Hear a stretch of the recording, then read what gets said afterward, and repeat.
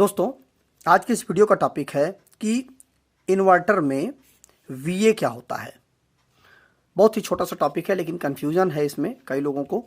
तो देखिए क्या होता है कि कोई भी उपकरण जो कि बिजली सप्लाई को देता है, जैसे कि वो हमारा डीजी हो सकता है, हमारा ट्रांसफार्मर हो सकता है, हमारा इन्वर्टर हो सकता है। कोई भी उपकरण जो बिजली सप्लाई को देता है किसी उपकरण को, जिससे हम किसी उपकरण को जोड़ते हैं, जैसे कि हमारा इन्वर्टर है उसके साथ हम बल्ब को जोड़ सकते हैं, ठीक है। हम पंखे को जोड़ सकते हैं, ट्रांसफार्मर है इसके साथ भी हम बल्ब पंखे सबको जोड़ सकते हैं। इससे जो सप्लाई निकल के आती है उससे तो हम जोड़ते हैं सारे उपकरणों को। हमारा जो डीजी सेट होता है उससे भी जो सप्लाई निकलती है उससे हम बहुत सारे उपकरणों को जोड़ करके, ट्यूबलाइट को जोड़ करके चलाते हैं। तो जो भी उपकरण बिजली सप्लाई को देता है तो उसमें एक चीज़ होती है, होता है कि जैसे हमारा बल्ब है, ठीक है, या हमारा पंखा है। इसमें क्या है कि हमें यह पता है कि इनका वाटेज कितना है, ये कितने लोड पर। मान लीजिए हमारा बल्ब है, अगर वह 100 वाट का हमारा बल्ब है, हमारा पंखा है वह हमारा 65 वाट का हमारा पंखा, तो इसकी वाटेज फिक्स है, इस पर कोई प्रभाव नहीं पड़ता है, यह इतना ही रहेगा, इसके वाटेज पर कोई भी प्रभाव नहीं पड़ेगा किसी भी स्थिति में, यह इतना ही वाटेज लेगा तभी ये चलेगा। लेकिन जो हमारा इन्वर्टर होता है या ट्रांसफार्मर होता है या डीजी सेट होता है, यह तो बिजली को देता है ना, ये खपत करता है और ये बिजली को देता है।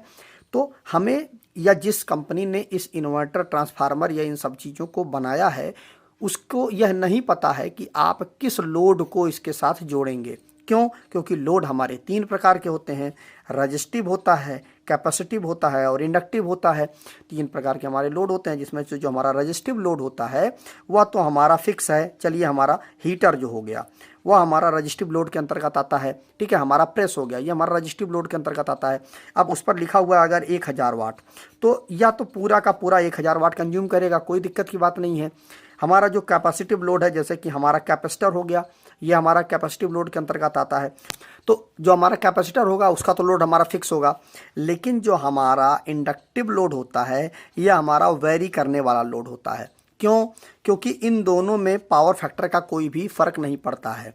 लेकिन जो हमारा इंडक्टिव लोड होता है, इंडक्टिव लोड में हमारा पंखा आ जाता है, हमारा चोक होती है जो हमारे घरों में लगी होती है, पानी की मोटर लगी होती है, वह हमारे ये सारे के सारे इंडक्टिव लोड के अंतर्गत आते हैं। तो इनके बगैर तो घर चल नहीं सकता है या इंडस्ट्री चल नहीं सकती है।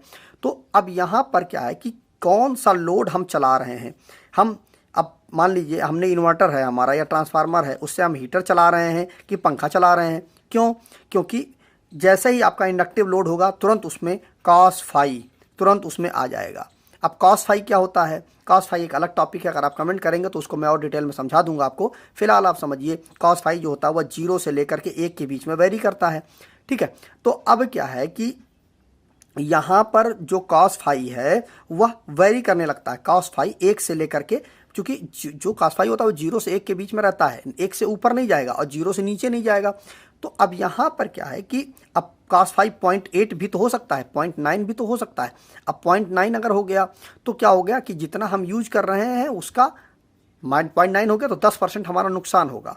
कैसे? देख लीजिए, जैसे कि मान लीजिए हमारा 500, मान लीजिए हमारा एम्पियर का हमारा जो आउटपुट है, हमारे मान लीजिए इन्वर्टर की हमारे 500 एम्पियर की आउटपुट है, तो अगर हमारा पावर फैक्टर जो है 500 और पावर फैक्टर हमारा कितना हमने 1 कर दिया तो कितना हमें मिल जाएगा? पूरा का पूरा 500 एम्पियर हमें मिल जाएगा, हम पूरा यूज कर लेंगे। लेकिन अगर हमारा 500 एम्पियर का हमारा आउटपुट है और अगर हमने पावर फैक्टर को 0.9 कर लिया तो 9 पचे 45, 450 एम्पियर ही हुआ। हमें मिलना कितना चाहिए था? 500 एम्पियर, हमें मिल कितना रहा है? 450 एम्पियर, तो हमारा 50 एम्पियर का नुकसान हुआ। तो यह 50 एम्पियर का नुकसान कहाँ जाएगा? हमारी ही तो पॉकेट पे आएगा। अगर आपका पावर फैक्टर जो है 0.9 हो की जगह पे 0.8 हो गया तो कितना हो गया? 8 पंचे 40, 400 एम्पियर ही बचा, 100 एम्पियर का आपका नुकसान हो गया, ठीक है। तो ये जो पंखा होता है हमारा वह इंडक्टिव लोड के अंतर्गत आता है, तो इसमें पावर फैक्टर जो होता है वो हमारा डाउन होता चला जाता है।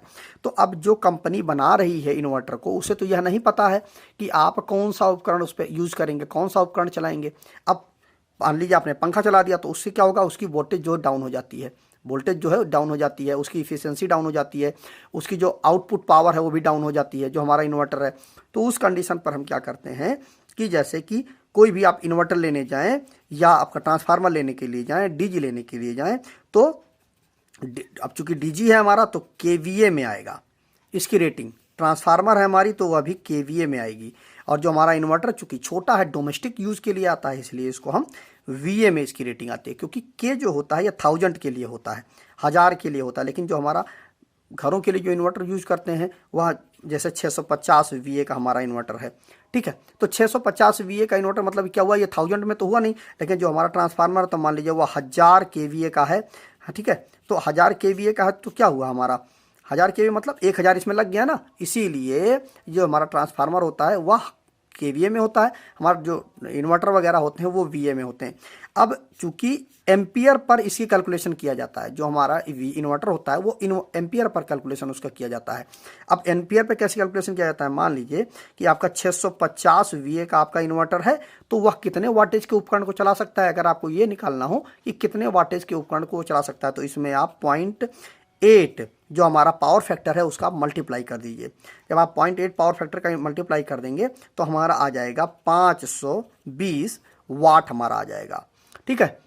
फार्मूला भी हमारा होता है P = V × I × cos phi. तो वोल्टेज तो हमारा फिक्स ही है, 220 वोल्ट है, वो तो कोई दिक्कत नहीं है।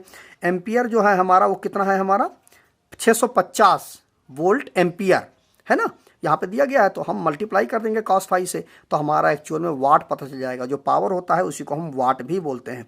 तो हमारा जो इन्वर्टर है, अगर हमारा 650 वीए का आपका इन्वर्टर ले रहे हैं आप मार्केट में, तो आपका इन्वर्टर कितने वीए का, कितने वाट का हो गया आपका, वह 520 वाट का हो गया। अब आप इससे केवल और केवल 520 वाट के ही उपकरण को चला सकते हैं। उससे ऊपर के उपकरण को चलाएंगे तो आपका इन्वर्टर जो है वो आपका वो ओवरलोड हो जाएगा।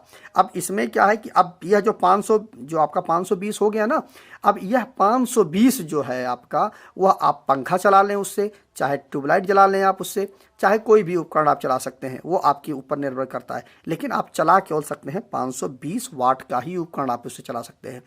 तो यही चीज़ होता है हमारा वीए इन्वर्टर में। अगर आप इन्वर्टर बड़ी साइज़ का लेंगे तो वह किलो में हो जाएगा, लेकिन नॉर्मली जो डोमेस्टिक यूज के लिए होता है वह 1000 में जाता नहीं है, 1000 में तो जाना नहीं है, इसीलिए उसको हम वीए बोलते हैं। अगर आपका ट्रांसफार्मर होगा तो उसको हम केवीए में बोल देंगे, आपका अल्टरनेटर होगा तो उसको हम केवीए में बोल देंगे, ठीक है। तो मुझे उम्मीद है कि आपको ये सारी चीज़ें समझ में आ गई होंगी कि एक्चुअल में जो इन्वर्टर होता है उसकी जो रेटिंग होती है वो हमेशा वीए में क्यों होती है, और वीए में वीए का क्या मतलब होता है। तो वीडियो अगर अच्छा लगा हो तो वीडियो को ज़्यादा से ज़्यादा लाइक कर दीजिएगा, शेयर कर दीजिएगा, और हो सके तो जाते जाते चैनल को सब्सक्राइब करके ऑल नोटिफिकेशन बेल आइकन को जरूर प्रेस कर दीजिएगा। तो मिलते हैं नए वीडियो में। नमस्कार दोस्तों।